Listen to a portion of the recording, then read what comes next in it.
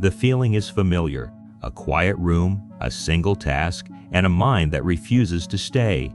It wanders off, not toward anything important, but toward anything else. A flicker of motion outside the window, a half-remembered song, the sudden phantom urge to check a silent phone. You'd think the mind would want peace. You'd think it would prefer the calm of a single, unfolding thought. But it doesn't. It seems to crave the noise. It jitters and it pulls at the leash, looking for its next small fix of nothing. This isn't a lack of discipline. It's a symptom. It's the first tremor that signals a deeper problem is at work. Your mind is being trained, day by day, to run away from silence, to fear the slow pace of a single idea. The real question is, who is holding the leash? Inside your head, two creatures are at work. One is a guard. It stands at the front gate of your mind, constantly scanning the horizon for threats and opportunities. It's fast. It works on instinct, on the electricity of a gut feeling. It feels everything: anger, fear, joy, surprise. It has to be fast because our ancestors didn't have much time for deep thought when they heard a rustle in the tall grass.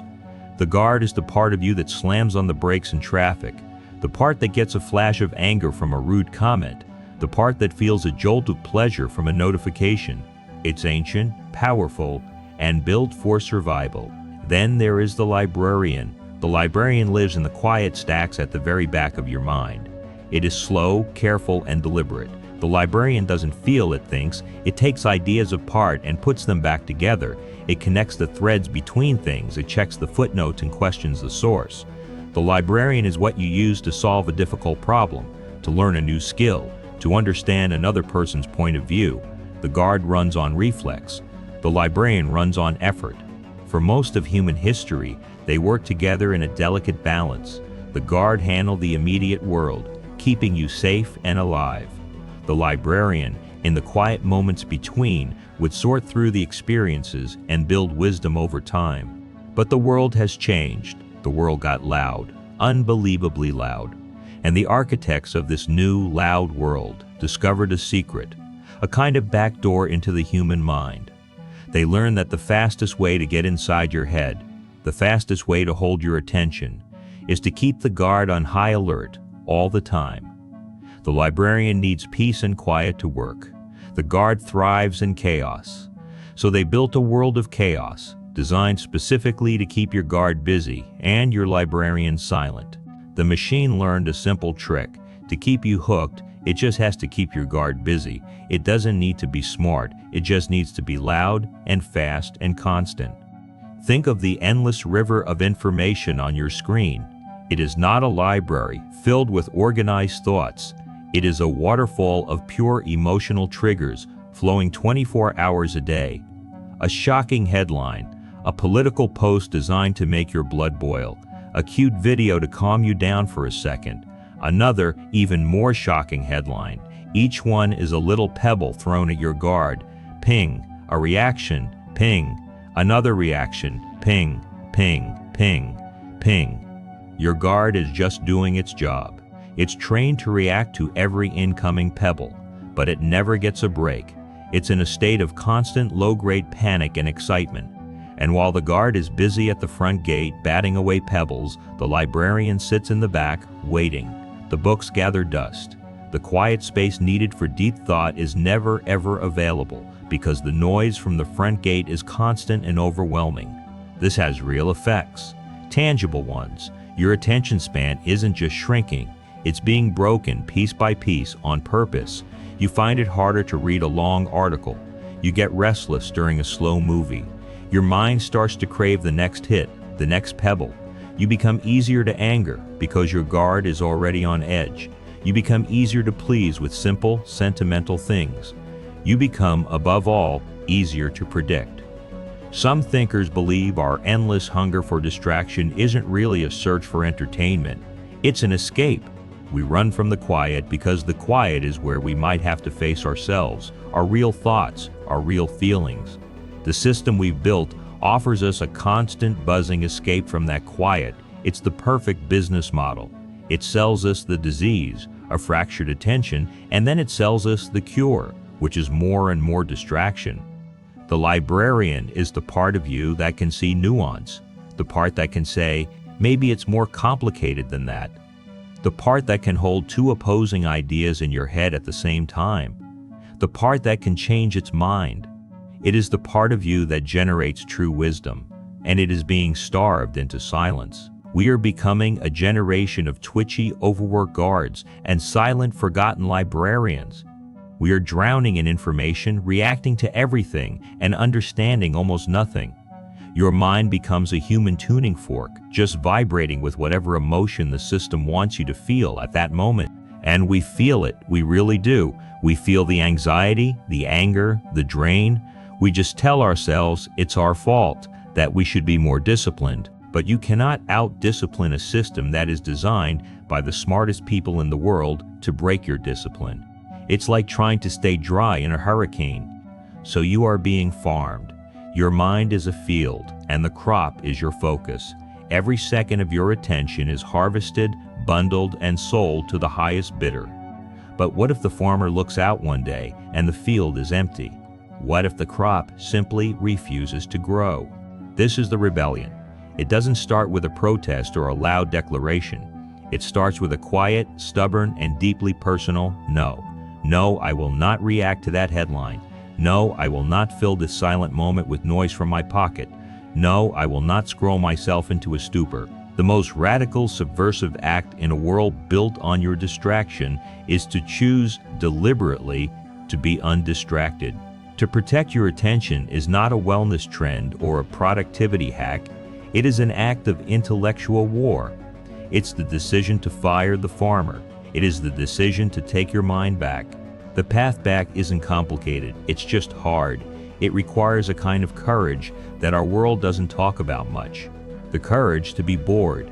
It starts with choosing the hard thing over the easy thing, on purpose, as an act of training. It means feeding the librarian. A book, a real one made of paper, is not just a collection of words. It's a structured, linear world, free from pop-up ads and notifications and hyperlinks that tempt your guard. To sit and read a book for an hour is a revolutionary act. It is a declaration to your own brain that deep focus is still possible.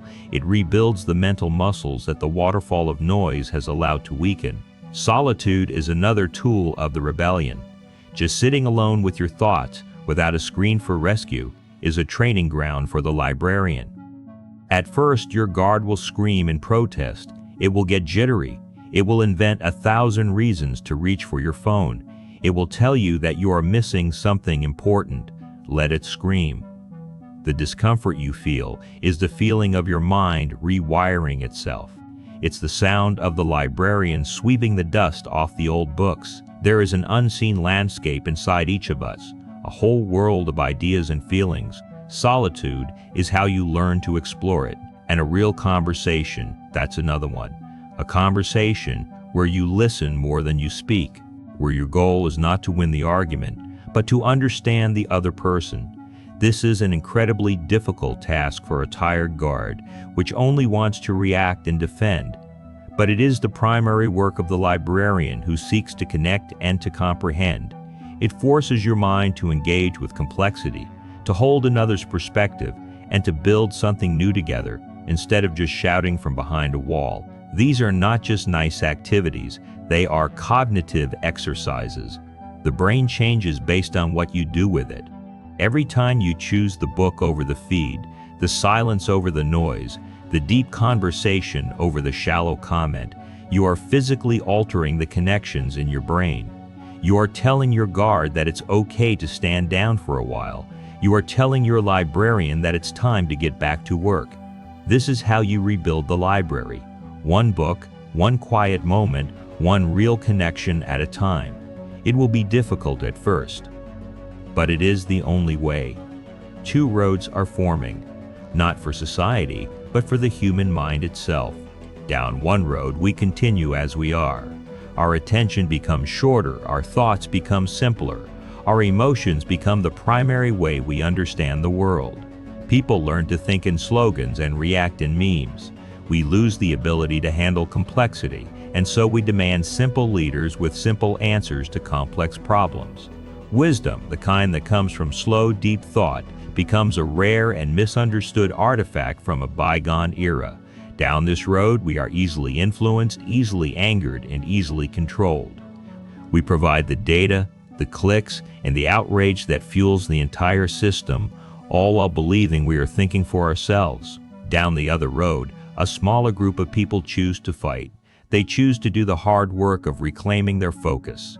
They build walls around their attention, treating it like the precious resource it is.